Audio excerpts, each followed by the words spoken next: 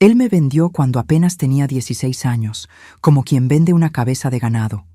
«Es tuya, coronel, fuerte, saludable, te dará buenos años», dijo mi propio padre mientras contaba los billetes. Por años viví como prisionera en la hacienda de aquel viejo, hasta que aprendí que la vergüenza puede matar más rápido que el veneno. Hola, mis queridos y mis queridas. Qué bueno poder conversar con ustedes hoy. Mi nombre es Dolores Ramírez, tengo 72 años y vivo aquí en San Miguel de Allende, Guanajuato. Esta pequeña ciudad que parece haberse detenido en el tiempo con sus casitas coloridas y calles de piedra. Nací en Sierra Madre, un pueblito pequeño de Jalisco que ni en el mapa aparecía bien, pero hace muchos años que encontré mi rinconcito de paz aquí. Hoy en día, mi mayor alegría es meditar sola y llegar a una paz interior, donde puedo olvidar los problemas y traumas de la vida. Antes de continuar, quisiera pedirles que den un like a este video y se suscriban al canal. Es tan importante para que más personas puedan escuchar historias como la mía, ¿saben? Historias que necesitan ser contadas para que ciertas cosas nunca más vuelvan a ocurrir. Y ustedes, mis queridos, que me están viendo ahora, cuéntenme aquí, en los comentarios, de qué ciudadcita me están viendo y a qué horita del día encontraron este video. ¿Por la mañanita con el café, después de la comida o ya de noche con la luna apareciendo? Yo siempre leo todos los comentarios y me hace tan feliz saber de dónde son ustedes y cuándo sacan un tiempito del día para escuchar las historias de esta abuelita. Hoy les contaré una historia que guardé dentro del pecho por muchos años. Una historia de dolor, pero también de liberación. Porque, mis queridos, a veces necesitamos pasar por el fuego para volvernos más fuertes, como el hierro que se convierte en acero. Y así fue conmigo, cuando mi propio padre me entregó en manos de un hombre que todos temían en mi pueblo. Pero no se preocupen, que esta historia, por más dolorosa que sea, tiene un final que me llena de orgullo contar.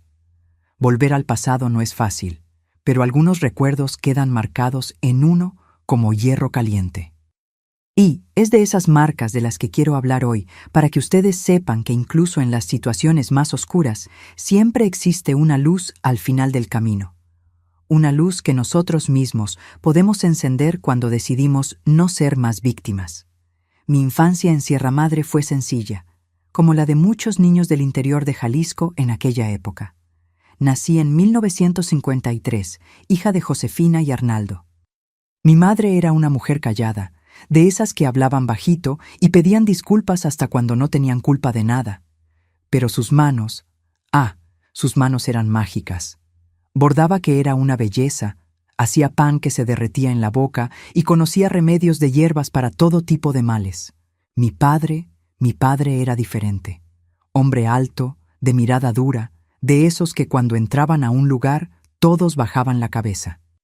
Trabajaba en el campo, pero lo que realmente le gustaba era sentarse en la tienda de don Juvenal después del trabajo. Nuestra casa era pequeña, de adobe, con suelo de tierra apisonada y techo que, en días de lluvia fuerte, dejaba pasar unas goteras. Tenía solo 2 habitaciones: la cocina con fogón de leña que siempre estaba encendido y el cuarto donde dormíamos todos juntos. Yo, mamá, papá y mis 2 hermanos, Joaquín y Sebastián. Los niños eran más pequeños que yo, y mamá siempre decía que yo era sus ojos cuando ella no estaba. Cuidar de mis hermanos era mi responsabilidad desde que tengo memoria. El día empezaba temprano, todavía oscuro. Mamá encendía el fuego para hacer café. Yo buscaba agua en el manantial que quedaba a unos 200 metros de nuestra casa. Cargaba los cubos en la cabeza, equilibrándolos como mamá me enseñó. Luego ayudaba a hacer las tortillas para la comida, limpiaba la casa, lavaba la ropa en el arroyo y aún me quedaba tiempo para jugar. ¡Ah! Cómo me gustaba jugar a la ronda con las otras niñas. Naranja dulce, limón partido. Cantábamos hasta quedarnos sin aliento. Después jugábamos a los 5 matatenas con piedritas que nosotras mismas recogíamos y escogíamos las más bonitas.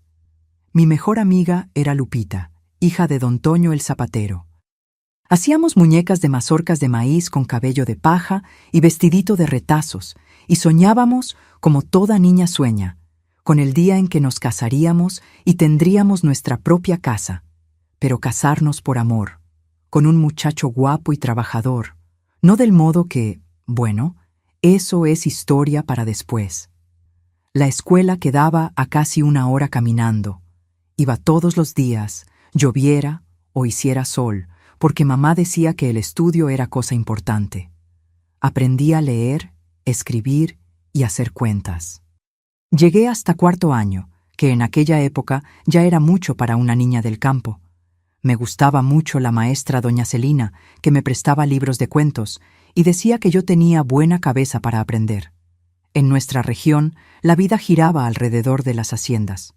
Los dueños de las tierras mandaban en todo y nadie los cuestionaba. El más poderoso de todos era el coronel Juárez Bastos, dueño de la mitad de las tierras de la región. Viudo, vivía en una mansión en la hacienda Santa Clara, la más grande de todas. Hombre de unos 60 y tantos años, era temido por todos. Se decía que tenía hombres en la nómina solo para deshacerse de quien se cruzara en su camino. Desde pequeña oía historias sobre el coronel y sus desmanes, pero era casi como una leyenda para mí, alguien que solo veía de lejos en las fiestas del pueblo. La vida siguió así hasta que cumplí 12 años y las cosas empezaron a cambiar. Mi cuerpo comenzó a transformarse y mamá me llamó para una conversación seria. Me explicó que me estaba convirtiendo en mujer, que necesitaba tener más cuidado, que los hombres comenzarían a mirarme diferente. En ese momento no entendí bien, pero obedecí. Comencé a evitar estar sola, a no pasar más frente a la tienda cuando los hombres estaban reunidos. Fue también en esta época que empecé a notar que las cosas en casa no iban bien. Papá llegaba cada vez más tarde, oliendo a tequila, el humor cada vez peor. A veces me despertaba en medio de la noche con el llanto ahogado de mamá. Por la mañana disimulaba las marcas moradas en el brazo o en la cara con una sonrisa triste, diciendo que se había golpeado en alguna esquina. Los niños crecían, necesitaban ropa, comida, medicina cuando se enfermaban, y papá parecía hundirse cada vez más en la bebida y en otro vicio que después descubrí, el juego. Era común verlo susurrando con hombres de apariencia dudosa, haciendo cuentas en pedazos de papel, el rostro cada vez más preocupado. Había días en que no teníamos qué comer, aparte de tortillas solas. Mamá decía que no tenía hambre y me daba su parte a mí y a los niños. Yo la veía consumirse, cada día más delgada, más pálida, la tos que no pasaba. Tuberculosis, descubrimos demasiado tarde. El año que cumplí 15 años, mamá se fue. Recuerdo el entierro simple, el llanto desconsolado de mis hermanos y la cara vacía de mi padre, que ni una lágrima derramó. Con mamá se fue también la poca paz que teníamos en casa. Papá empezó a beber más, a ponerse más violento. Los gritos eran constantes y los vecinos fingían no oír. En pleitos de marido y mujer nadie debe meterse, decían. Y aunque ya no era su mujer, sino su hija, la misma regla parecía aplicar. Fue en una de esas noches, después de una paliza particularmente fuerte porque los frijoles que hice estaban desabridos, que escuché a papá conversando con un hombre en la puerta de casa. La voz era grave, autoritaria. La reconocí de inmediato. Era el coronel Bastos. Me escondí detrás de la puerta y escuché una conversación que cambiaría mi vida para siempre. «Arnaldo, me debes mucho dinero. Ya esperé demasiado», decía el coronel. «Lo sé, coronel, lo sé, pero voy a pagar». «Lo juro», respondía mi padre, la voz entrecortada por el miedo y el tequila. «¿Y cómo vas a pagar si no tienes dónde caer muerto? ¿Estás queriendo burlarte de mí?» Hubo un silencio largo y entonces la voz de mi padre, más baja. «Tengo algo de valor para ofrecer». «¿Qué?» «Mi hija Dolores está en la flor de la edad, 16 años. Muchacha bonita, saludable, virgen, sería una buena compañía para un hombre como usted». Mi sangre se heló. Me tapé la boca para no gritar. No podía creer lo que estaba escuchando. Mi propio padre ofreciéndome como pago de deuda, como si fuera una cabeza de ganado. Interesante, respondió el coronel tras un momento. Ya me había fijado en ella, es bonita de verdad. Pero tendrá que venir por las buenas, no quiero problemas. Déjemelo a mí, garantizó mi padre. Aquella noche no pude pegar ojo. Las palabras de mi padre resonaban en mi cabeza como una campana de iglesia tocando sin parar. Pensé en huir, en correr a casa de Lupita, pero sabía que me encontrarían pronto. Sierra Madre era demasiado pequeño para que alguien pudiera esconderse. ¿Y a dónde iría? ¿Una muchacha sola, sin dinero, sin nadie en el mundo? A la mañana siguiente, mi padre entró al cuarto y arrojó un vestido sobre la cama. Era el vestido azul de mi difunta madre, el único que tenía que no era para trabajar en el campo. «Ponte esto, arréglate, el coronel vendrá a buscarte después de comer», dijo, sin siquiera mirarme a los ojos. «Papá, por favor, no hagas esto», supliqué, las lágrimas ya corriendo. «¿Puedo trabajar más? ¿Puedo conseguir un trabajo en el pueblo? ¿Puedo?» La bofetada vino rápida, ardiente. «Cállate, ya está decidido. Vas a ir y punto. ¿O prefieres que tus hermanos y yo aparezcamos muertos mañana? ¿Es eso lo que quieres?» Bajé la cabeza derrotada. Sabía que no era una amenaza vacía. Las historias sobre lo que pasaba con quienes le debían al coronel y no pagaban eran conocidas por todos. ¿Y los niños? ¿Quién cuidará de ellos?, pregunté en voz baja. «Los mandaré a casa de tu tía en Cristalina. Estarán bien allá». Era la hermana de mi madre que apenas conocía. Me puse el vestido azul que olía a naftalina. Traté de arreglarme el cabello lo mejor que pude. Ordené lo poco que tenía en un pequeño atillo, una muda de ropa, el cepillo de cabello de madera, que era de mi madre, y un librito de oraciones que doña Celina me había regalado. La comida fue silenciosa. Joaquín, de 10 años, y Sebastián, de 8, me miraban curiosos, sin entender bien lo que estaba pasando. Solo sabían que me iba y que ellos irían a casa de la tía. Les di un abrazo apretado a cada uno, tragándome el llanto para no asustarlos más. «Obedezcan a la tía, ¿está bien? Estudien bien. Un día nos encontraremos de nuevo», prometí, aunque sin saber si podría cumplir. Poco después del mediodía, el sonido de caballos anunció la llegada.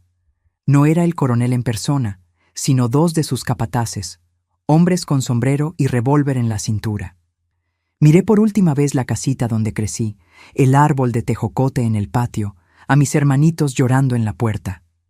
«Vamos, muchacha, al coronel no le gusta esperar», dijo uno de los hombres ayudándome a subir a un caballo. En esa ayuda, su mano apretó mi cintura de un modo que me dio náuseas. La hacienda Santa Clara quedaba a aproximadamente 1 hora a caballo de nuestra casa. A medida que nos acercábamos, el escenario iba cambiando. Los pequeños ranchos pobres daban lugar a pastos bien cuidados, llenos de ganado gordo. El camino de tierra se hacía más ancho, más plano. A lo lejos divisé la sede, una mansión blanca de 2 pisos con un porche largo en el frente y ventanas enormes. Parecía un palacio a mis ojos de muchacha que nunca había salido de Sierra Madre. Bajamos frente a la casa grande. Una mujer gorda, de cara amargada, esperaba en la puerta. Era doña Teresa, el ama de llaves. «¿Así que esta es la nueva ayudante?», dijo, mirándome de arriba abajo, como quien evalúa una gallina en el mercado. «Ven conmigo». Me llevó por la parte trasera de la casa, por una escalera de servicio, hasta un cuartito pequeño en el 2º piso. Tenía una cama estrecha, un armario viejo, una palangana de peltre y un orinal debajo de la cama. La ventana daba a la parte trasera de la propiedad, donde estaban los corrales. «Tu ropa de trabajo está en el armario. Toma un baño y arréglate. El coronel querrá verte después de la cena. Y no me mires con esa cara de asustada. Deberías estar agradecida. Hay muchas muchachas que darían todo por estar en tu lugar», dijo, cerrando la puerta al salir. Me senté en la cama y finalmente dejé que las lágrimas salieran de verdad. Lloré por todo, por mi madrecita, que ya no estaba allí para protegerme, por mis hermanos, que quizás nunca volvería a ver, por mi infancia perdida y por lo que me esperaba en esa casa. No sé cuánto tiempo estuve así, pero el cielo ya estaba oscureciendo cuando doña Teresa volvió. «Ándale, muchacha, el coronel ya está preguntando por ti. Arréglate rápido». Me puse lo que encontré en el armario. Un vestido sencillo de algodón, mucho más bonito que cualquier cosa que hubiera usado antes. Doña Teresa me llevó hasta un comedor enorme, con una mesa larga donde cabrían 20 personas. Pero solo había un hombre sentado allí en la cabecera, el coronel Juárez Bastos. Era la primera vez que lo veía de cerca. Un hombre alto, de hombros anchos, cabello canoso, bien recortado y un bigote tupido. Debía tener unos 65 años, pero se mantenía erguido, con aire de quien está acostumbrado a dar órdenes y ser obedecido al instante. «Así que tú eres la hija de Arnaldo», dijo, analizándome de pies a cabeza mientras bebía un trago de vino tinto. «Acércate, muchacha, déjame verte mejor». Di 2 pasos vacilantes hacia él, temblando como vara verde. «¿Cuántos años tienes?» «16, señor», respondí, la voz casi sin salir. «¿Ya sabes cocinar, limpiar, coser?» «Sí, señor. Mi madre me enseñó». Sonrió, pero no era una sonrisa buena. Era como la sonrisa de un gato cuando acorrala a un ratón. «Excelente, excelente. Vas a ayudar en la casa durante el día y por la noche. Bueno, por la noche me harás compañía». Sentí un escalofrío recorrer mi espina dorsal. Sabía lo que aquello significaba, aunque fuera inocente en muchas cosas. «Puedes comer algo. Debes tener hambre», dijo, señalando la comida en la mesa. Había de todo: carne asada, arroz, frijoles charros, papas, ensalada, comida que en casa solo veíamos en días de fiesta grande. Pero mi estómago estaba tan revuelto que no pude comer más que unos pocos bocados. Los días siguientes fueron de adaptación a la rutina de la hacienda. Por la mañana temprano ayudaba en la cocina y en la limpieza de la casa. La hacienda Santa Clara tenía otros empleados: cocineras, lavanderas, jardineros, capataces. Todos me miraban con una mezcla de lástima y distancia, como si supieran exactamente para qué estaba allí, pero nadie quisiera acercarse demasiado. Por la noche, después de que el coronel cenaba, me llamaba a su biblioteca. En las primeras noches solo conversaba, me preguntaba sobre mi vida, me mostraba libros con imágenes, me ofrecía bebidas dulces y fuertes que nunca había probado. Licores, los llamaba. Hacían que mi cabeza se sintiera ligera y las mejillas calientes. Fue en la 4ª noche que todo cambió. El coronel había bebido más de lo normal. Sus ojos estaban rojos y la forma en que me miraba era diferente. «Ven acá, Dolores», me llamó, dando palmadas en su regazo. «Siéntate aquí». Vacilé, pero él insistió, la voz volviéndose más dura. Cuando me senté, sentí su aliento caliente a tequila en mi cuello. «¿Sabes por qué estás aquí, no?», susurró, sus grandes manos comenzando a recorrer mi espalda. No respondí, paralizada de miedo. «Tu padre me debía mucho dinero, dinero que nunca tendría cómo pagar. Entonces me ofreció algo de valor, a ti». Sus manos subieron a mi cuello, luego bajaron por mis hombros. Intenté levantarme, pero me sujetó con fuerza. «No seas ingrata, muchacha. Te di un techo, comida, ropa limpia. A cambio, solo pido un poco de gratitud». Lo que sucedió después aún me duele recordar.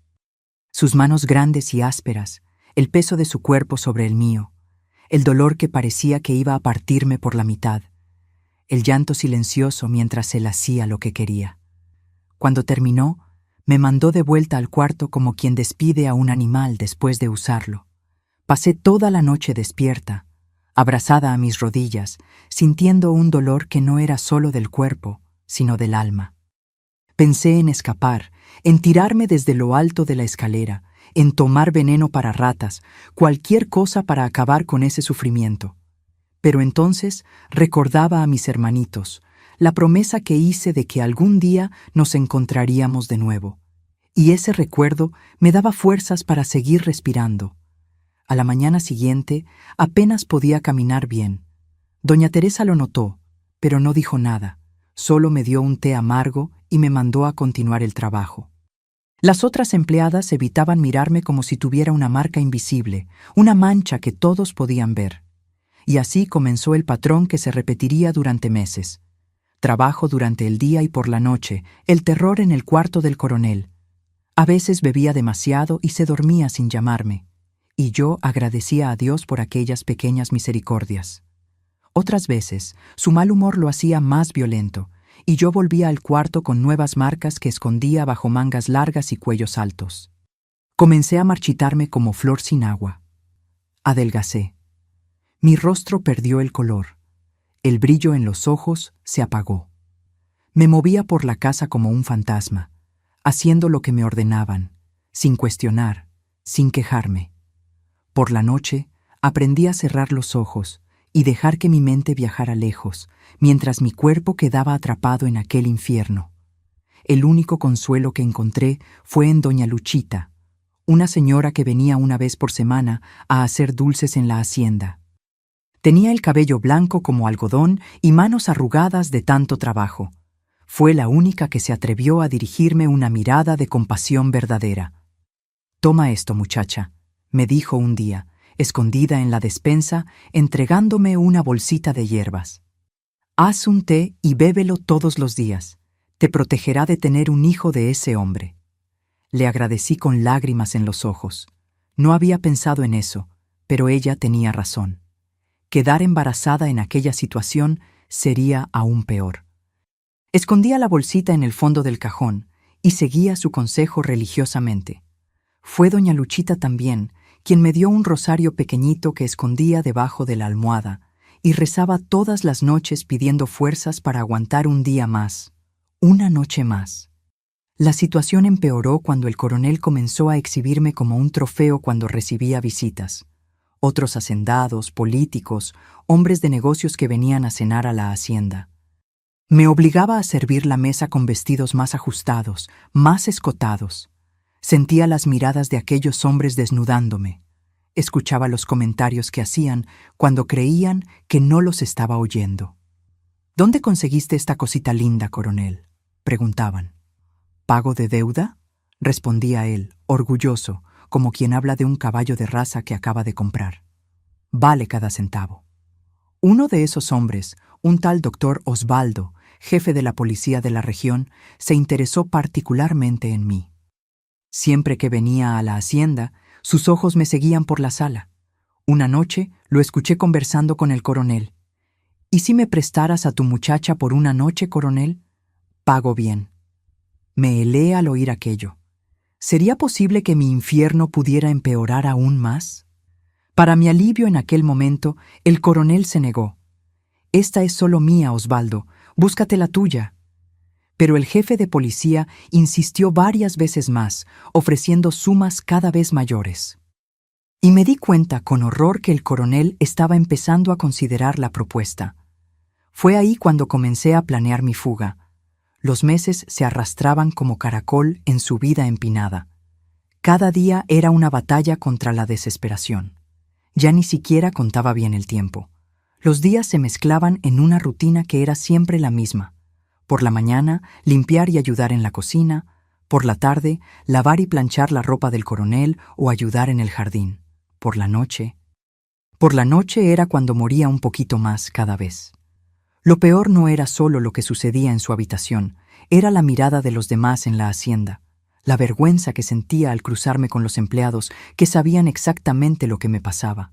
Algunos me evitaban como si tuviera una enfermedad contagiosa. Otros, principalmente algunos de los peones, me miraban de un modo que me daba escalofríos, como si estuvieran esperando su turno. El coronel se jactaba ante sus amigos, hablaba de mí como si fuera una yegua premiada.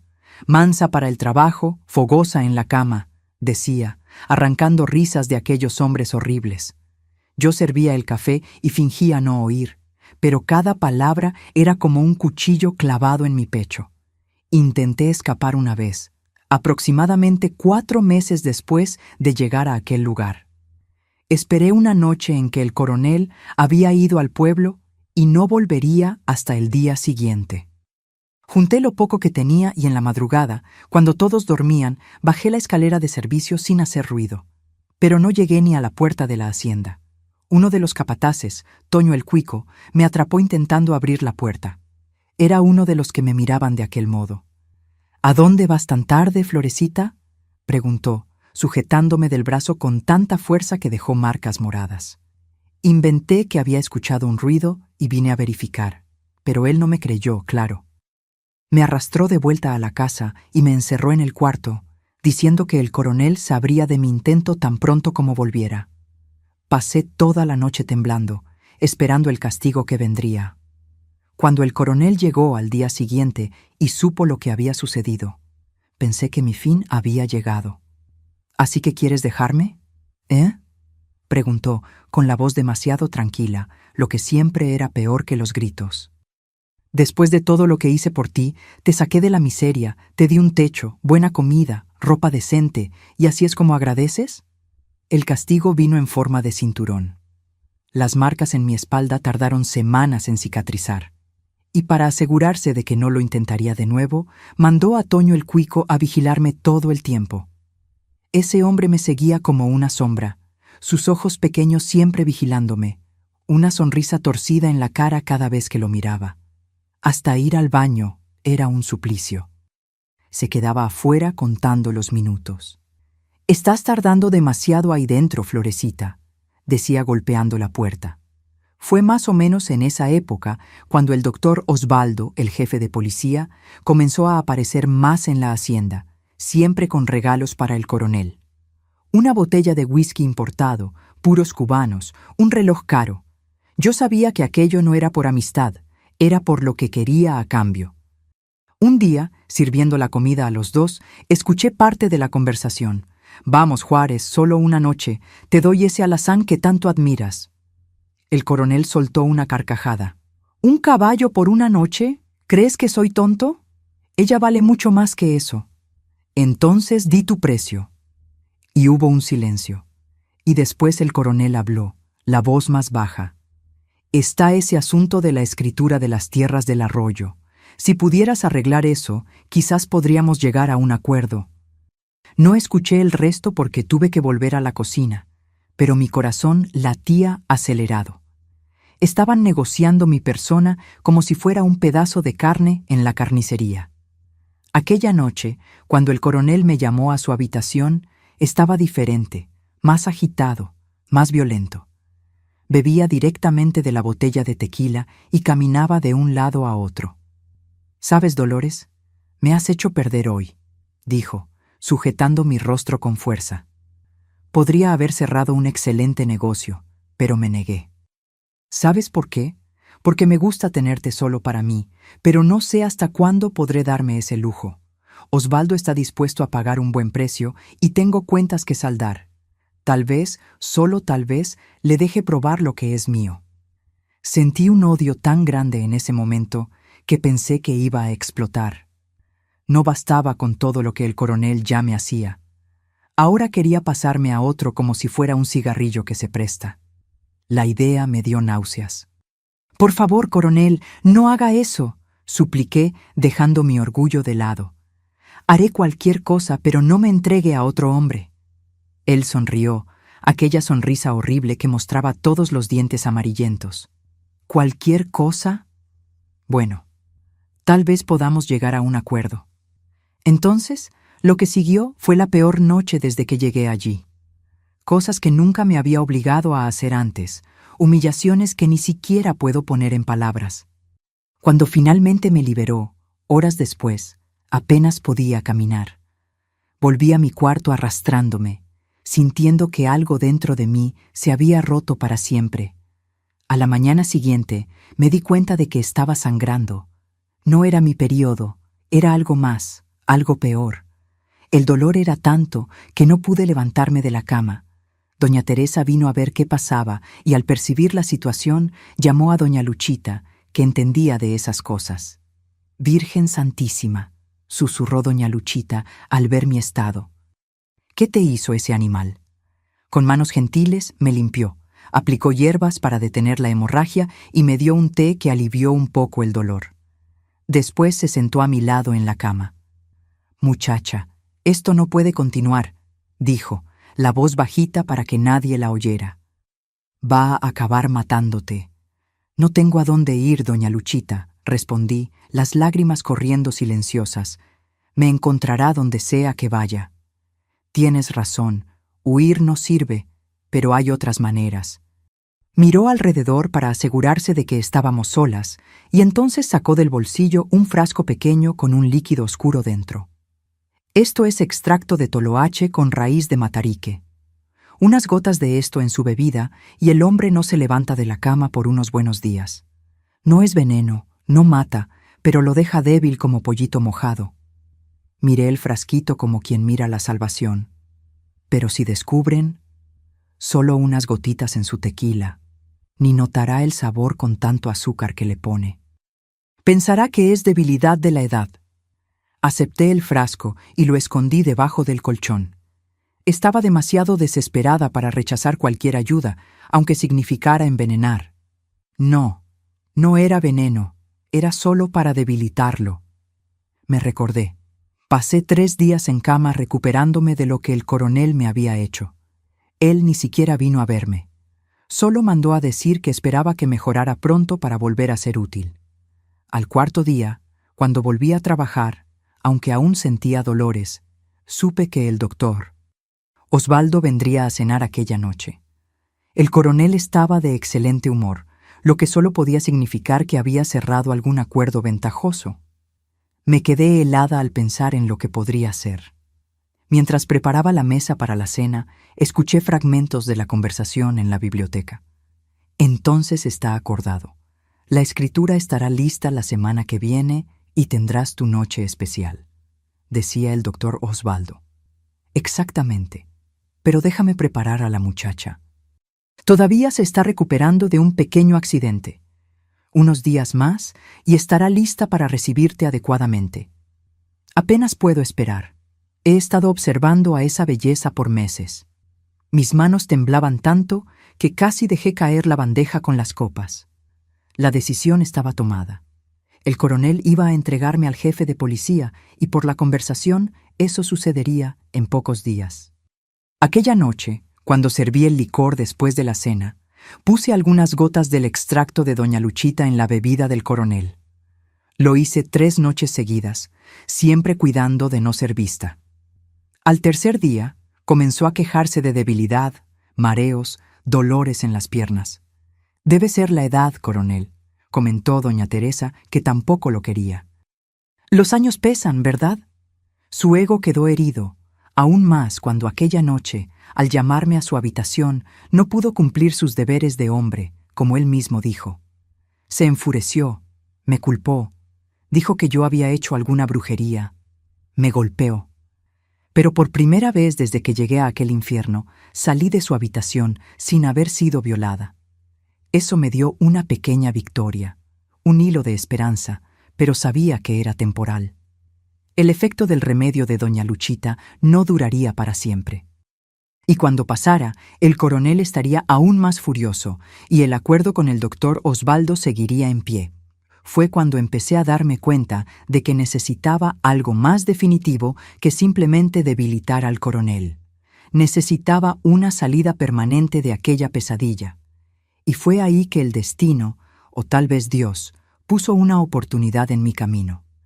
Era un jueves cuando la oportunidad apareció. Lo recuerdo como si fuera ayer. El coronel había ido al pueblo para una reunión con el alcalde y no volvería hasta el día siguiente. La casa estaba más tranquila y por fin podía respirar un poco sin sentir aquellos ojos encima de mí todo el tiempo. Estaba limpiando su despacho, algo que normalmente no me dejaban hacer, pero doña Teresa tenía dolor de espalda y me pidió que la sustituyera. Mientras quitaba el polvo de los libros que él nunca leía, solo tenía para aparentar, vi un cajón entreabierto en el escritorio. Miré alrededor para asegurarme de que estaba sola. Toño el Cuico estaba en la parte trasera de la casa conversando con las cocineras. Nadie me vigilaba en ese momento. Con el corazón latiendo como tambor, abrí el cajón un poquito más. Dentro, entre papeles y documentos, vi algo que me heló la sangre. Un revólver. No era grande, cabía en la palma de la mano, pero solo de mirarlo, Sentí un escalofrío recorrer mi espina dorsal. Nunca había tocado un arma en mi vida. Pero en aquel instante, sin pensarlo 2 veces, lo cogí y lo escondí dentro del bolsillo del delantal. El peso de aquel hierro contra mi pierna durante el resto del día parecía quemarme. Era como si todos pudieran ver lo que llevaba, como si tuviera un letrero en la frente diciendo lo que había hecho, pero nadie lo notó. Cuando volví a mi habitación por la noche, escondí el arma debajo del colchón, junto al frasquito de hierbas de doña Luchita. Aquella noche no pude dormir. 1000 pensamientos pasaban por mi cabeza. ¿En qué estaba pensando? ¿Robar el arma del coronel? Si lo descubrían, estaría muerta. Pero ¿y si la usaba? ¿Podría acabar con todo aquello de una vez? ¿Matar al hombre que había destruido mi vida? La idea me asustó. Yo, una muchacha criada en el campo, que había aprendido a respetar a los mayores y a temer a Dios, pensando en quitar la vida a alguien. Pero entonces venían los recuerdos de todas las noches, de todas las humillaciones, del dolor, de la vergüenza, y ahora la amenaza de ser prestada al jefe de policía. De madrugada, desperté bañada en sudor tras una pesadilla terrible. Soñé que estaba en una habitación oscura, y el coronel y el doctor Osvaldo se turnaban conmigo, riendo todo el tiempo, mientras yo gritaba pidiendo ayuda y nadie venía. Desperté con el propio grito atrapado en la garganta. Fue en ese momento que decidí. No podía continuar así. Prefería morir intentando salir de aquel infierno que vivir en él un día más. A la mañana siguiente, el coronel volvió del pueblo.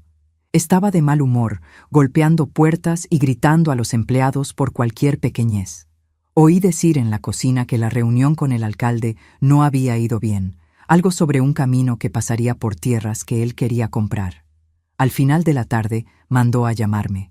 Mi corazón casi se me salió por la boca. ¿Habría notado la falta del revólver? Pero cuando entré en la biblioteca, estaba sentado en su sillón favorito, un vaso de tequila en la mano, el rostro rojo de quien ya ha bebido demasiado. «Ven acá», ordenó con la voz arrastrada. El olor a tequila llenó mis fosas nasales cuando me acerqué. «Osvaldo viene a cenar mañana», dijo, pasando la mano por mi cintura. «Y mañana es el gran día. Él trae los papeles de la escritura y tú, bueno, tú ya sabes lo que tienes que hacer». Sentí todo mi cuerpo ponerse rígido. Era peor de lo que imaginaba. No tenía más tiempo. «¿Algo mal, muñeca?», preguntó, notando mi reacción. «¿No te gustó la idea? Osvaldo es más joven que yo. Deberías estar contenta». Tragué saliva. «No es nada, coronel. Solo estoy sorprendida». Él se rió, aquella risa horrible que me daba escalofríos. «¿Sorprendida, muchacha? Eres mía. Puedo hacer lo que quiera contigo. Y si decido compartirte, debes agradecerme que no sea con uno de los peones del corral». Sus manos comenzaron a subir por mi espalda y me di cuenta de que quería probar la mercancía antes de entregarla. Estoy en esos días, coronel», mentí. La primera excusa que me vino a la mente. Hizo una mueca de asco y me empujó. «Sal de aquí entonces y asegúrate de estar lista mañana. Si no lo estás, te pongo en manos de los peones de verdad». Volví a mi habitación temblando, no de miedo, sino de rabia. Una rabia que nunca había sentido antes. Una rabia que quemaba por dentro y apagaba cualquier otro sentimiento. Me senté al borde de la cama y puse las manos sobre el colchón, sintiendo el volumen del revólver debajo. «Virgen Santísima», susurré, «perdóname por lo que voy a hacer».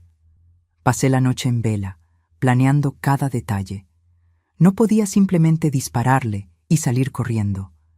La hacienda estaba llena de capataces que me atraparían antes de que llegara a la puerta. Necesitaba ser más astuta. Por la mañana, durante el desayuno, escuché a doña Teresa comentar con una de las cocineras que el coronel había pedido preparar una cena especial para aquella noche. Mandó matar el mejor novillo y abrir botellas del vino importado, dijo.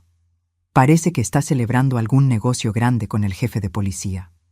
Sus palabras confirmaron lo que ya sabía. Esa sería la noche. No tenía más tiempo. Durante el día hice mis tareas normales, intentando no llamar la atención. Cuando fui a llevar ropa limpia a la habitación del coronel, vi que había separado una ropa especial para la noche. Un traje oscuro, camisa blanca almidonada, su mejor corbata. Al lado, en la mesita de noche, vi un frasquito de píldoras azules.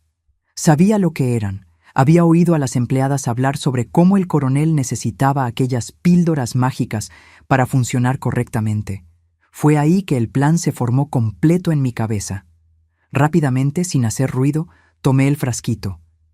Escondida en el baño, trituré casi todas las píldoras hasta convertirlas en polvo, dejando solo 2 enteras. Devolví el frasco a la mesita, con las 2 píldoras encima para disimular el polvo azul. Guardé el polvo en un papel doblado en el bolsillo. El doctor Osvaldo llegó alrededor de las 6 de la tarde.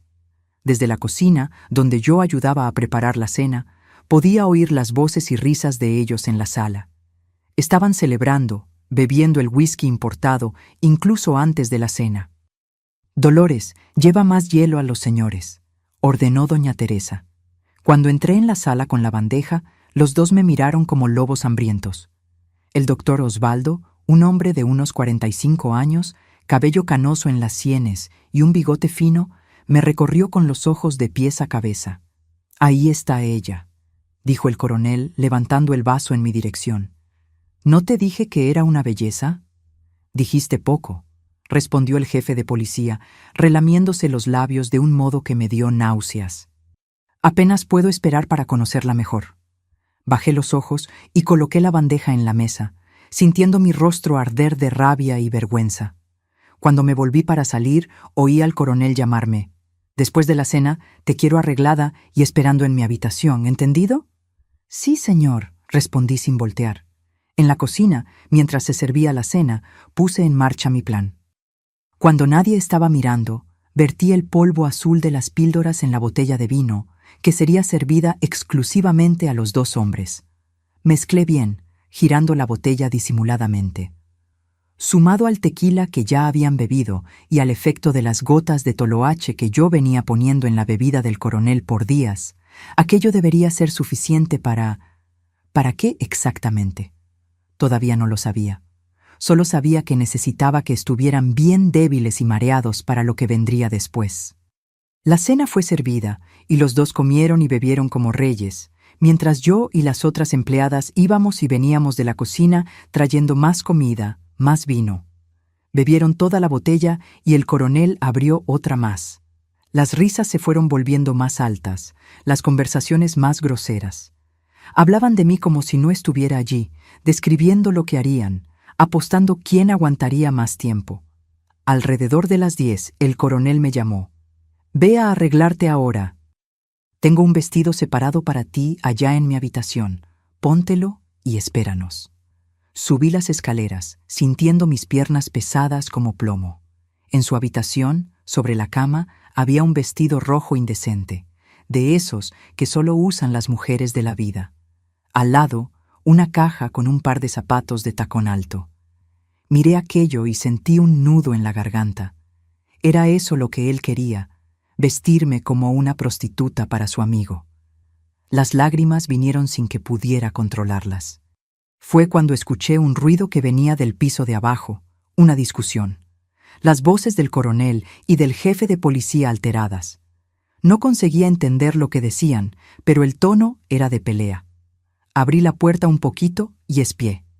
«¡Me engañaste, Juárez!», gritaba el doctor Osvaldo. «Estos papeles no valen nada. La tierra ya fue vendida al ayuntamiento». «Cálmate, Osvaldo. Podemos resolver esto». «¿Resolver? Me tomaste por idiota. Pasé semanas preparando todo y me traes documentos falsos». Oí el sonido de vidrio rompiéndose, probablemente un vaso o botella arrojada contra la pared.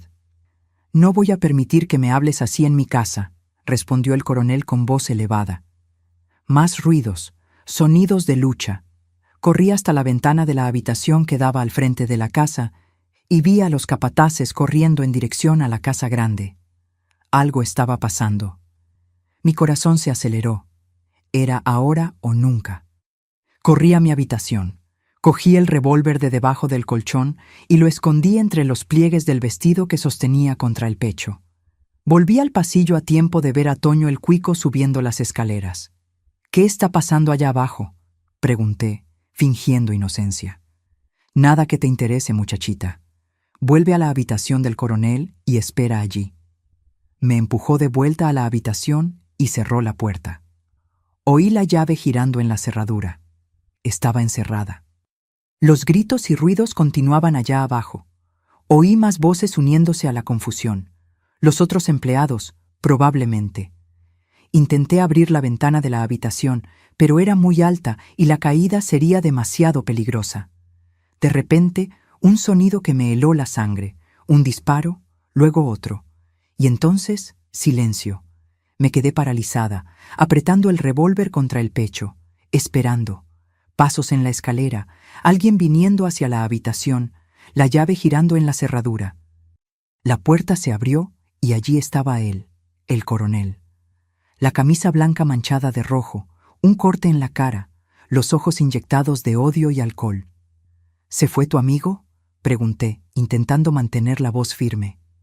«El doctor Osvaldo tuvo un accidente», respondió entrando en la habitación y cerrando la puerta. «Intentó engañarme el imbécil. Ahora Toño y los muchachos se están encargando de él». Di un paso atrás, sosteniendo el vestido frente al cuerpo como un escudo. «Pero no te preocupes por eso», continuó avanzando en mi dirección. «Nuestra noche sigue en pie. Ponte ese vestido». «No», respondí, la palabra saliendo antes de que pudiera pensarlo. Él se detuvo sorprendido. «¿Qué?». Dije que no. «No voy a ponerme eso. No voy a hacer nada más de lo que usted mande. Se acabó». Su expresión cambió de sorpresa a ira en un segundo. «¿Quién te crees que eres para hablarme así? ¿Olvidaste dónde estás? ¿Olvidaste quién soy?». Avanzó, la mano levantada para golpearme, pero esta vez estaba preparada. Dejé caer el vestido y apunté el revólver directamente a su pecho. «Sé exactamente quién es usted, coronel Bastos. Un hombre que compra muchachas de padres desesperados. Un hombre que abusa y lastima porque tiene poder. Pero ese poder se acabó». Miró el arma, luego a mí y soltó una carcajada. «No tienes valor. Usted acaba de matar a un hombre allá abajo. ¿Cree realmente que alguien se va a preocupar por un cuerpo más?». La risa murió en sus labios. «No sabes lo que estás haciendo, muchacha. Baja esa arma ahora y quizás no te castigue mucho». Mis manos temblaban, pero mantuve el revólver apuntado. «Usted me transformó en esto, una persona capaz de apuntar un arma y tal vez hasta usarla. No tengo nada más que perder». Evaluó la situación por un momento. Incluso borracho y bajo el efecto de los medicamentos mezclados, todavía era lo suficientemente listo para ver la determinación en mis ojos. «¿Qué quieres?», preguntó finalmente. «Quiero salir de aquí ahora, con dinero suficiente para empezar de nuevo lejos, y nunca más quiero ver su cara frente a mí». Dio un paso en mi dirección. «No irás a ninguna parte. Esa arma ni siquiera debe estar cargada». Apreté el gatillo. El disparo explotó en la habitación, ensordecedor. La bala pasó rozando su oreja y se alojó en la pared detrás de él. El coronel se quedó helado, el rostro blanco como el papel. Un hilillo de sangre corrió por donde la bala había rozado. Por primera vez desde que lo conocí, vi miedo en sus ojos. «¿Miedo de mí?». «Estás loca. Podrías haberme matado», gritó, tocándose la oreja herida. «Y todavía puedo», respondí, manteniendo el arma firme. «El próximo no será de aviso». Retrocedió un paso. Abajo, escuché el movimiento de los capataces, probablemente alertados por el sonido del disparo. «Coronel, ¿está todo bien ahí?», gritó Toño el Cuico desde el pie de la escalera. «¿Está todo bien?». «Todo está bien», respondió el coronel sin quitarme los ojos de encima. «Fue un accidente. Nadie suba». Los dos sabíamos que no podía dejar que nadie supiera que una muchacha de 16 años lo tenía acorralado con su propia arma. Sería demasiada humillación para un hombre como él. «Vamos a resolver esto, Dolores», dijo, tratando de parecer calmado. «Baja esa arma y hablamos». «No hay nada que hablar. Usted va a ir hasta esa caja fuerte». Señalé la caja fuerte empotrada en la pared que ya lo había visto abrir varias veces. Y va a sacar dinero suficiente para que yo comience una nueva vida. Después va a mandar preparar una carreta y dejarme partir, y nunca más me va a buscar. Se pasó la mano por la cara, pensando. Podía ver sus ojos buscando una salida, evaluando la distancia entre nosotros, si conseguiría desarmarme. Ni lo piense, advertí. Puede que no sepa disparar bien, pero a esta distancia no hay forma de fallar. Lentamente caminó hasta la caja fuerte, giró la combinación, abrió la pesada puerta y sacó un fajo de billetes. ¿Es suficiente?, preguntó, mostrando el dinero. Póngalo sobre la cama. Obedeció. Miré rápidamente. Era una cantidad considerable, más de lo que jamás había visto en la vida. Ahora va a decirle a Toño que prepare la carreta. Diga que va a mandarme de vuelta a casa de mi padre, que se cansó de mí. El coronel dudó. Luego fue hasta la puerta y gritó las órdenes a Toño. Pude oír al capataz refunfuñando allá abajo, confundido con el cambio repentino de planes. «Listo», dijo el coronel, volviéndose hacia mí. ¿Satisfecha? Casi. Tengo una última cosa. Señalé el escritorio.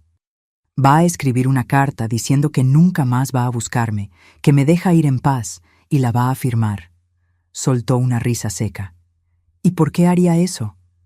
Porque voy a mandar copias de esa carta al juez de la comarca, al nuevo jefe de policía que venga, al cura y al dueño del periódico del pueblo vecino. Si algún día usted viene tras de mí, todos sabrán lo que hizo. Cómo compró a una muchacha de 16 años, cómo abusó de ella durante meses, cómo mató al jefe de policía. Sus ojos se estrecharon. No tienes cómo probar nada de eso. No necesito probarlo. Solo la vergüenza de que la historia se difunda ya sería suficiente.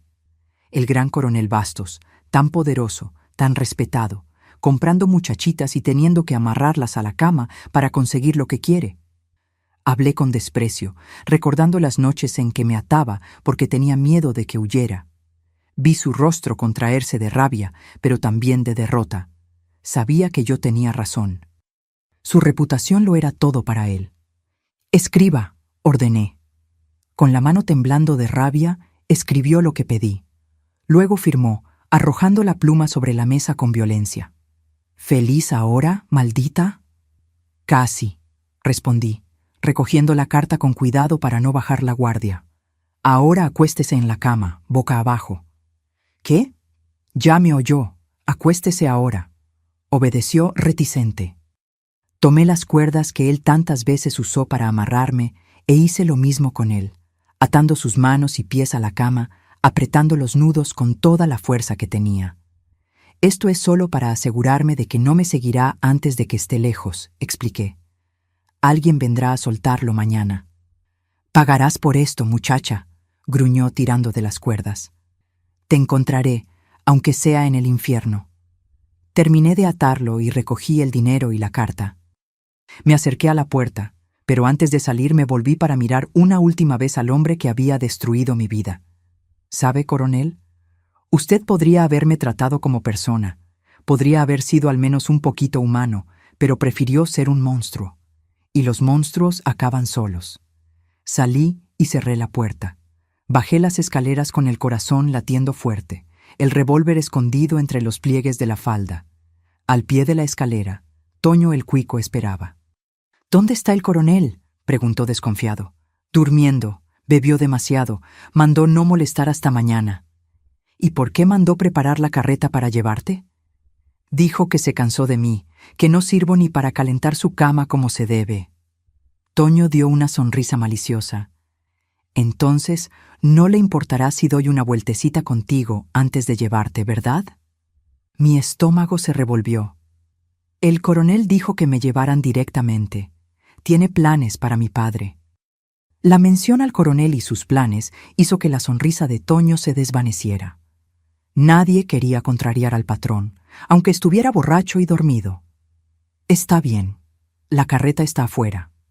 Salí de la casa grande al aire fresco de la noche, sintiendo como si estuviera respirando de verdad por primera vez en meses. Las estrellas brillaban en el cielo y una luna llena iluminaba el camino como si fuera una señal divina. Toño me ayudó a subir a la carreta. ¿Quieres que te lleve o puedes conducir sola? Puedo sola, respondí tomando las riendas. Conozco el camino. Se encogió de hombros y se alejó.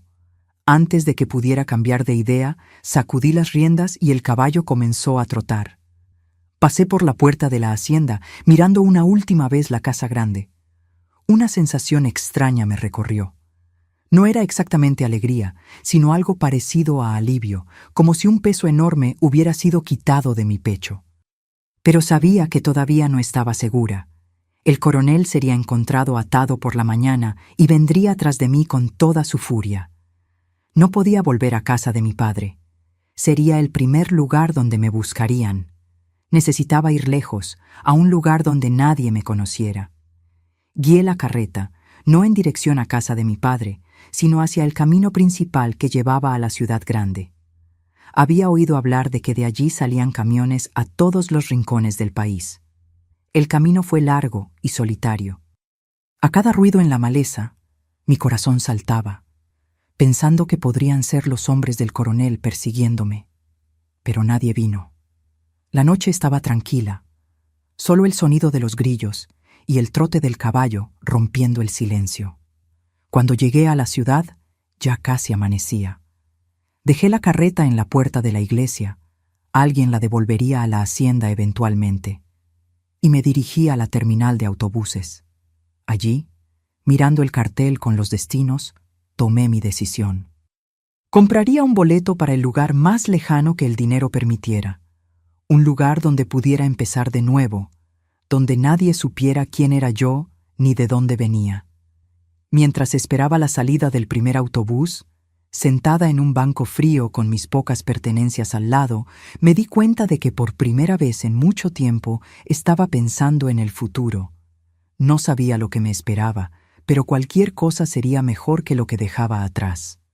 Cuando el sol salió, iluminando la terminal con su luz dorada, sentí como si fuera una señal. Un nuevo día, una nueva vida, el comienzo de mi liberación.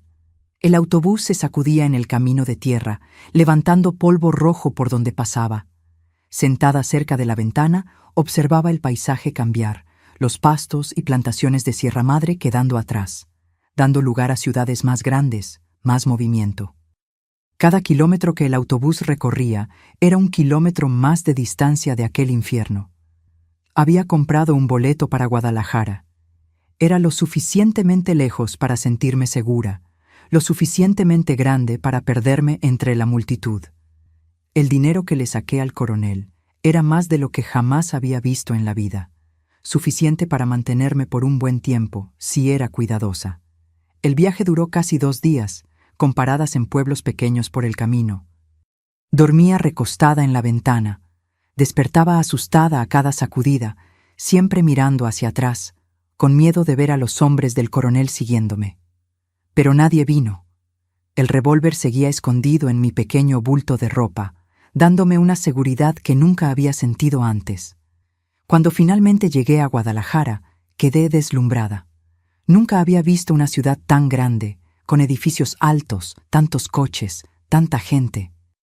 Me sentí pequeña y perdida en aquel lugar enorme, pero también sentí una libertad que no conocía. Allí era solo una persona más entre la multitud. No era la muchacha del coronel, era solo Dolores. Mi primer desafío fue encontrar dónde quedarme. Caminé por el centro de la ciudad, mirando a todos lados, hasta que vi un letrero: Pensión Santa Cecilia, habitaciones para señoritas. Era una casa antigua de 2 pisos, pintada de amarillo, con una señora de cabello gris en la puerta. Doña Consuelo, la propietaria, me miró con desconfianza cuando pedí una habitación. «¿Cuántos años tienes, muchacha? ¿Dónde están tus padres?», preguntó, acomodándose los lentes en la nariz para examinarme mejor. Yo ya había pensado en una historia. «Tengo 18 años, señora. Vine a trabajar a la ciudad. Mis padres se quedaron en el rancho en Cristalina. Tengo una tía aquí, pero su casa es demasiado pequeña». No sé si me creyó, pero aceptó el dinero adelantado que ofrecí por un mes de hospedaje. La habitación era pequeña, pero limpia, con una cama individual, un armario viejo y una mesita. Por primera vez en mucho tiempo tendría un lugar solo para mí, donde podría cerrar la puerta con llave y dormir sin miedo.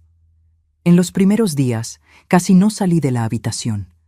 El ruido de la ciudad grande me asustaba y todavía tenía miedo de ser encontrada. Poco a poco fui tomando valor.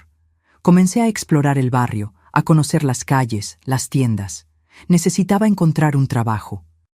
El dinero no duraría para siempre. Fue en una panadería cerca de la pensión donde conseguí mi primer empleo. Don Antonio, el dueño, buscaba a alguien para ayudar en el mostrador. No pagaba mucho, pero incluía las comidas, lo que ya era una gran ayuda. ¿Sabes hacer cuentas, muchacha?, me preguntó, examinándome con ojos desconfiados. Sí, señor. Estudié hasta 4º año. Respondí orgullosa de mis estudios, que en aquella época ya era bastante para una muchacha del campo. ¿Y sabes tratar con el público, ser educada incluso cuando el cliente no lo es? Sí, señor. No hizo más preguntas, me dio un delantal blanco y me enseñó cómo atender en el mostrador, cómo envolver el pan, cómo dar el cambio. El trabajo era sencillo, pero me sentía útil. Y lo más importante, me sentía segura. En la pensión, poco a poco fui conociendo a las otras muchachas. La mayoría eran trabajadoras como yo, dependientas, empleadas domésticas, algunas estudiantes. Entre ellas, conocí a Margarita, una muchacha de unos 25 años que trabajaba como costurera en una tienda de ropa.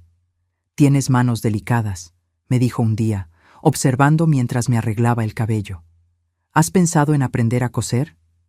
Le conté que sabía coser un poco, que mi madre me había enseñado lo básico. Margarita se ofreció a enseñarme más en sus ratos libres. «La tienda donde trabajo necesita otra ayudante. Paga mejor que esa panadería». Así, comencé a aprender el oficio con Margarita. Después del trabajo en la panadería, iba hasta su cuartito en la pensión, donde me enseñaba a hacer dobladillos, coser botones, ajustar ropa. Descubrí que tenía facilidad para ello. Mis manos, acostumbradas al trabajo delicado de bordar con mamá, se adaptaron fácilmente a la máquina de coser. Algunos meses después, Margarita me llevó a conocer a doña Adelina, la dueña de la tienda, una señora elegante, de cabello impecablemente arreglado, que me miró de arriba a abajo, como evaluándome. «Margarita dice que tienes talento», dijo. «Vamos a ver». Me dio un trozo de tela y me pidió que hiciera un dobladillo, luego que cosiera un cierre, por último, que ajustara un vestido. Hice todo con cuidado, mostrando lo que había aprendido. «No está mal», dijo finalmente. «Necesitas practicar más, pero tienes potencial. Puedes comenzar el lunes». El sueldo era casi el doble de lo que ganaba en la panadería. Fui a agradecer a don Antonio, que se entristeció al perderme, pero entendió que era una mejor oportunidad. «Eres buena muchacha, Dolores», dijo. «Mereces algo mejor». El trabajo en la tienda era más desafiante, pero también más interesante. Al principio hacía solo trabajos simples, arreglos básicos, pero doña Adelina pronto notó que aprendía rápido y comenzó a enseñarme cosas más complejas. «Tienes buen ojo para la tela», decía. «Sabes cómo caerá, cómo se comportará». Yo absorbía todo como una esponja sedienta. Cada nueva técnica, cada truco que me enseñaba era un tesoro que guardaba. Por la noche, en la pensión, practicaba haciendo y rehaciendo puntadas hasta que quedaran perfectas. Fue en esa época cuando comencé a pensar en mis hermanos. Joaquín y Sebastián debían estar con la tía en Cristalina. Los extrañaba, pero tenía miedo de hacer contacto. ¿Y si el coronel estuviera vigilando? ¿Y si mi padre, por rabia o deuda, contara dónde estaba? Aún así, reuní valor y mandé una carta para la tía, dirigida a los niños. No puse remitente, solo escribí que estaba bien y trabajando en una ciudad grande. Pedí que no contaran a nadie que habían recibido noticias mías. Pasaron meses sin respuesta. Ya había perdido las esperanzas cuando un día llegó una carta a la pensión. Era de Joaquín, escrita con letra de niño, llena de errores, pero que me hizo llorar de alegría. Querida hermana, escribía, nos pusimos muy felices de saber que estás bien. Estamos viviendo con tía Gertrudis en Cristalina. Ella es buena con nosotros. Papá murió el año pasado, bebió mucho y se cayó al río. Nadie sabe del coronel. Dicen que se fue después de que la hacienda se incendió. La noticia sobre mi padre no me impactó tanto como pensé que lo haría. Había perdido el respeto por él en el momento en que me vendió como mercancía. Pero la información sobre el coronel y la hacienda me intrigó. ¿Se incendió? ¿Cómo? ¿Cuándo? Me enteré de más detalles meses después, cuando tuve el valor de escribir a doña Luchita, la dulcera que me había ayudado en la hacienda. Mandé la carta a la dirección del pueblo, pidiendo que alguien se la entregara. Su respuesta llegó lenta, pero llegó. Con letra temblorosa, me contó lo que sucedió después de que me fui. Al coronel lo encontraron amarrado en la cama temprano por la mañana, escribió. Una humillación tan grande que ni siquiera dejó que los empleados hablaran de ello. Enfermó después, no salía más de su habitación. Dicen que la vergüenza lo consumió. Unos 3 meses después, hubo un incendio en la casa grande. Comenzó en su habitación. Algunos dicen que fue una lámpara que se volcó, otros que fue él mismo quien prendió fuego a propósito. La casa se quemó por completo y él murió dentro. Nadie lloró por él. Esa noticia me trajo un alivio que no esperaba sentir. No deseaba la muerte de nadie, ni siquiera del coronel. Pero saber que no podría buscarme más, que nunca más haría a otro ser humano lo que me hizo a mí, traía una especie de paz. En la carta, doña Luchita también mencionó que Toño el Cuico y los otros capataces se fueron después del incendio. La hacienda fue vendida para pagar deudas que el coronel había dejado. La vida en Sierra Madre seguía su curso, como si aquel hombre terrible nunca hubiera existido. Con esa noticia, sentí un capítulo de mi vida cerrándose definitivamente. Escribí de nuevo a mis hermanos, esta vez incluyendo mi dirección. Les dije que cuando fueran mayores podrían venir a visitarme a Guadalajara. El tiempo fue pasando y yo fui creciendo en la profesión. De ayudante de costura pasé a costurera principal.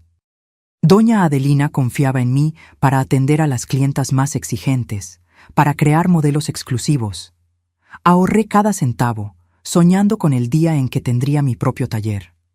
Fue en la tienda donde conocí a Carlos, un muchacho que entregaba telas de los proveedores.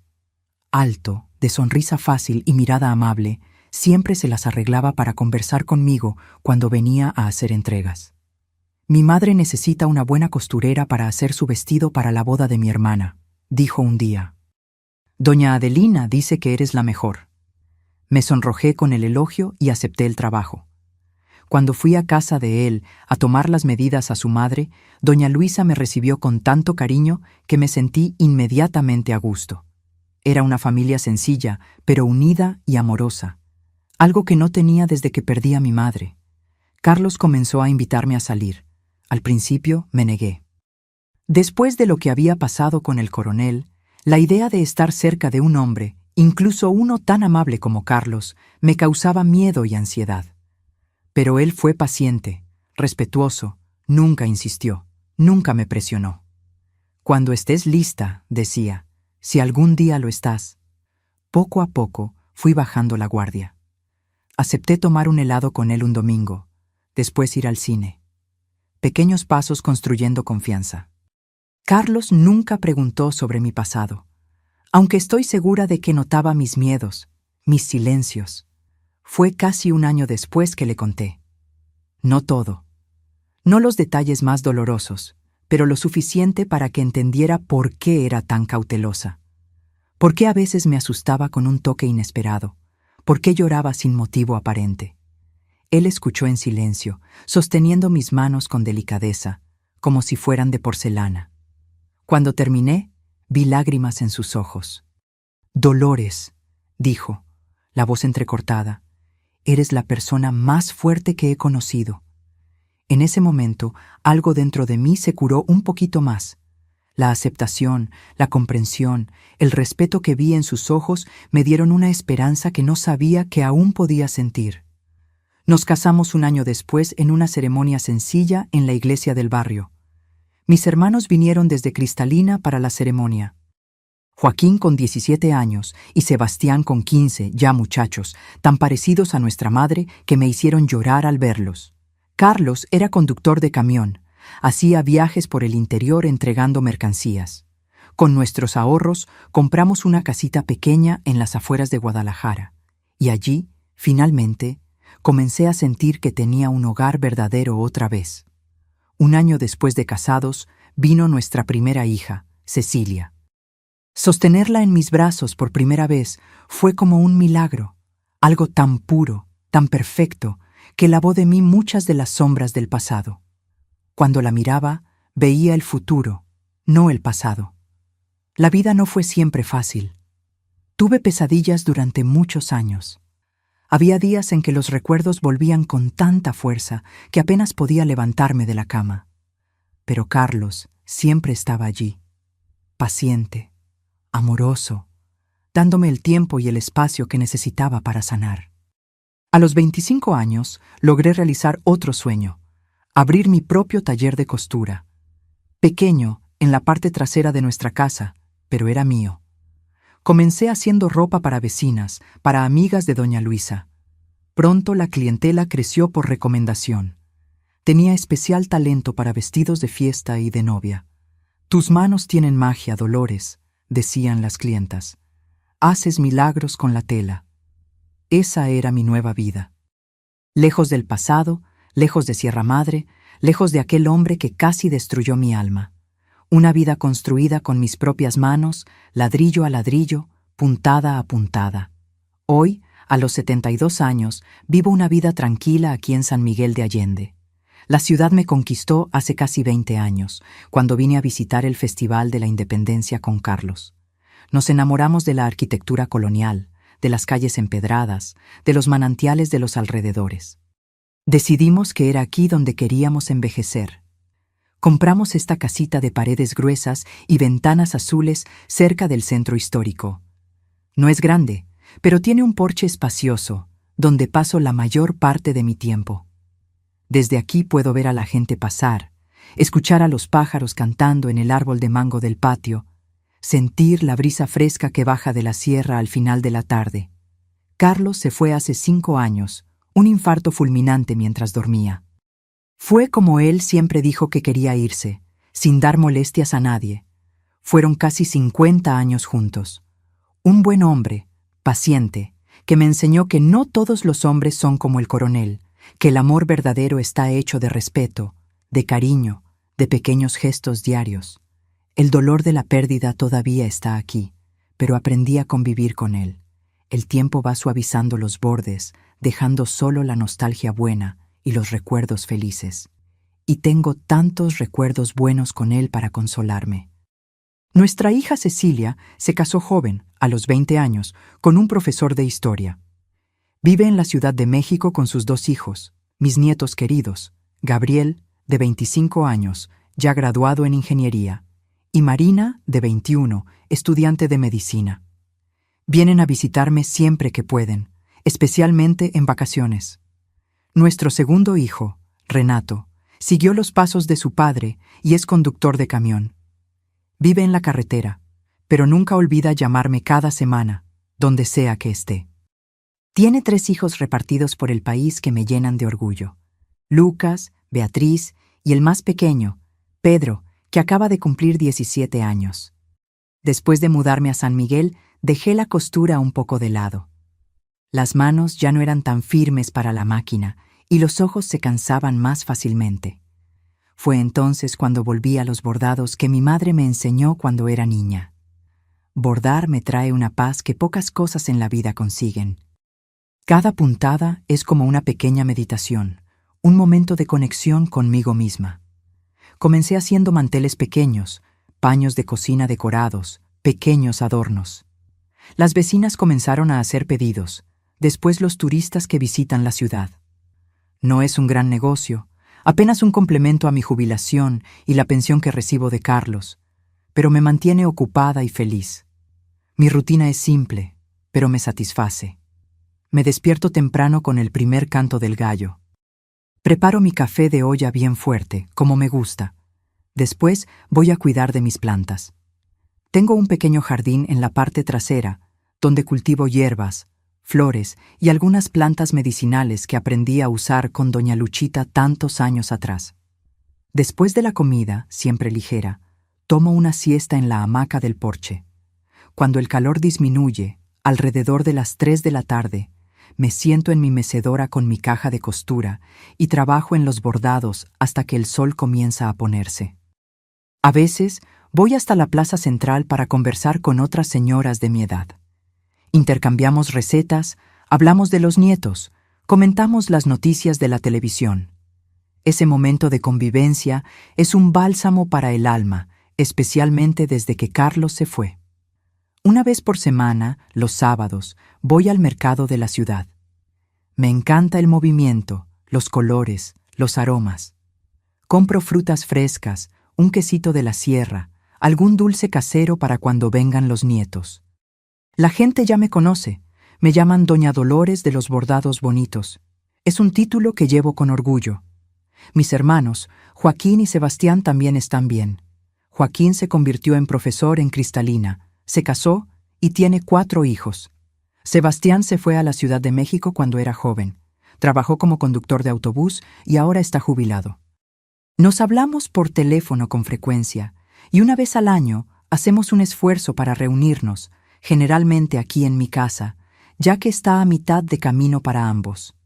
Cuando estamos juntos, recordamos nuestra infancia en Sierra Madre, los juegos, las historias que nuestra madre contaba. Hablamos poco sobre el periodo difícil después de que ella murió. Algunas heridas, aunque cicatrizadas, es mejor no removerlas mucho. Nunca más volví a Sierra Madre. No tengo ganas ni necesidad. Aquel lugar quedó en el pasado junto con los recuerdos dolorosos. Prefiero mirar hacia adelante, hacia lo que construí después. A veces me preguntan cómo logré superar todo lo que pasé. No tengo una respuesta simple. Fue un proceso lento de muchos años. Hubo momentos en que pensé que el dolor y el miedo me consumirían por completo. Noches en que despertaba gritando, sintiendo el peso del coronel sobre mí, incluso estando en los brazos seguros de Carlos. Poco a poco, fui aprendiendo a separar el pasado del presente, a reconocer que lo que me sucedió no era mi culpa, no me definía como persona. Fui reaprendiendo a confiar, a amar, a sentir placer en las cosas simples de la vida. El nacimiento de mis hijos fue un gran punto de inflexión. Ver a esas criaturitas perfectas que dependían de mí para todo me dio un propósito mayor que el miedo o el dolor. Quería que crecieran en un hogar lleno de amor, sin sombras ni secretos. Le conté a Cecilia y a Renato sobre mi pasado cuando ya eran adultos. Pensé que merecían saber de dónde venían, entender por qué su madre a veces tenía comportamientos extraños, por qué se asustaba con ruidos repentinos o por qué no soportaba estar en lugares cerrados. Ellos escucharon con respeto y amor, lloraron conmigo, me abrazaron, dijeron que yo era la persona más fuerte que conocían. Ese apoyo, esa aceptación fue un paso más en mi curación. Hoy, mirando hacia atrás, a la muchacha asustada que fui un día, siento una mezcla de compasión y admiración. Compasión por lo que sufrió, admiración por el valor que encontró dentro de sí para escapar, para sobrevivir, para reconstruir. Aquella noche terrible en la hacienda Santa Clara, cuando apunté el revólver al coronel, fue el momento en que decidí que mi vida valía la pena ser vivida, que yo merecía más que ser poseída, usada, descartada. Fue cuando reclamé mi propia existencia y es lo que hago todos los días desde entonces. Vivo cada momento como un regalo, cada amanecer como una nueva oportunidad, cada puntada en mi bordado como una afirmación de que estoy aquí, de que sobreviví, de que la muchacha asustada de Sierra Madre se transformó en Doña Dolores de San Miguel de Allende. Bordadora, madre, abuela, sobreviviente.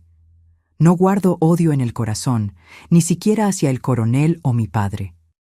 El odio es una carga demasiado pesada para cargar por tanto tiempo. Aprendí a perdonar, no por ellos, sino por mí, para poder seguir adelante, para poder dormir en paz. Y así llevo mis días, uno a la vez. Agradecida por el techo sobre mi cabeza, por la comida en la mesa, por el amor de mis hijos y nietos, por las manos que, a pesar de la edad y la artritis que comienza a llegar, todavía consiguen crear belleza con hilo y aguja. Mis queridos, llegué hasta aquí por la gracia de Dios y por una fuerza que ni yo sabía que tenía dentro de mí. La vida me enseñó del modo más duro que podemos perder todo, menos la esperanza. Lo que pasé en aquella hacienda, en manos de aquel hombre, fue como descender al infierno en vida. Pero miren dónde estoy hoy, en mi porche, bordando, viendo a mis nietos crecer, sintiendo la brisa de la tarde en el rostro. Eso es victoria, mis queridos. Una victoria que nadie puede quitarme. Para quien esté pasando por cualquier tipo de abuso ahora, quiero decir con todo mi corazón: tienes valor, mereces respeto y existe un mañana mejor esperándote. Cuando estamos en el fondo del pozo, parece que nunca volveremos a ver la luz del día. Yo sé bien cómo es, pero voy a contarte un secreto que aprendí. El primer paso para salir de la oscuridad es creer que existe una salida, incluso cuando no puedes verla. Aprendí que la vergüenza debe estar con quien hace el mal, nunca con quien sufre. Cargué ese peso por tanto tiempo, pensando que tenía culpa por lo que me sucedió. No la tenía, y tú tampoco la tienes. Aprendí que podemos reconstruir nuestra vida ladrillito a ladrillito, incluso cuando parece que solo quedaron ruinas. Cada pequeña conquista, un día sin llorar, un momento de paz, una sonrisa sincera, es un ladrillito en esa reconstrucción. Y quizás lo más importante, aprendí que somos más fuertes de lo que imaginamos. Dentro de nosotros existe una fuerza que solo aparece en los momentos más difíciles, cuando no tenemos otra opción más que seguir adelante. No importa dónde estés en el mundo, existen personas dispuestas a ayudar. Busca a las autoridades, organizaciones de apoyo o incluso alguien de confianza. No necesitas enfrentar esto sola. Y si conoces a alguien que está sufriendo, sé esa mano extendida. A veces, todo lo que necesitamos es alguien que crea en nosotros, cuando ni nosotros mismos podemos creer. Mis queridos del corazón, antes de despedirme, necesito hacer un pedido especial. Si esta historia tocó tu corazón, por favor, suscríbete al canal y activa la campanita. Cada suscripción significa que más personas podrán escuchar historias como la mía, historias que pueden dar esperanza a quien tanto la necesita. Cuando te suscribes, estás ayudando a romper el silencio que protege a los abusadores. Estás diciendo que estas voces merecen ser escuchadas. Y para quien ya superó, como yo, es una forma de transformar nuestro dolor en algo que puede salvar a otras personas. Y si llegaste hasta aquí, deja en los comentarios la palabra superación. Solo quien conoció toda mi historia va a entender el significado profundo de esa palabra. Hazlo ahora. No esperes ni un minuto más. Tu suscripción puede ser el eslabón que conecta este mensaje con alguien que desesperadamente necesita oírlo hoy. Un abrazo de esta viejita. Los quiero a todos.